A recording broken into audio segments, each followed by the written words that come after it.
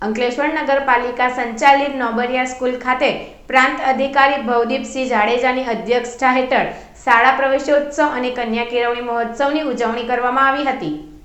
શિક્ષણના અમૃત પાન વિના એક પણ બાળક વંચિત ન રહે તેવા આશયથી શિક્ષણ વિભાગ દ્વારા શાળા પ્રવેશોત્સવ કન્યા કેળવણીના 21મા તબક્કાનો આજથી પ્રારંભ કરવામાં આવ્યો છે।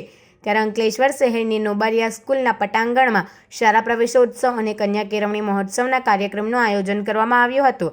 આ પ્રસંગે અંકલેશ્વર પ્રાંત અધિકારી ભવદીપ જાડેજા, અંકલેશ્વર નગરપાલિકાના પ્રમુખ લલિતા રાજપુરોહિત, શિક્ષણ સમિતિના ચેરમેન ગણેશ અગ્રવાલ સહિત શિક્ષણ સમિતિના સભ્યો હાજર રહ્યા હતા અને બાળકોને શાળામાં પ્રવેશ કરાવવામાં આવ્યો હતો અને સાથે જ શિક્ષણ સમિતિના ચેરમેન ગણેશ અગ્રવાલ દ્વારા શહેરની તમામ શાળાના બાળકોને શૈક્ષણિક કીટનું પણ વિતરણ કરવામાં આવ્યું હતું। તો નીરવ મેમોરિયલ ટ્રસ્ટ તાલુકા અને શહેરની તમામ શાળામાં ધોરણ 1 થી 8ના વિદ્યાર્થીને નોટબુકનું વિતરણ કરવામાં આવ્યું હતું।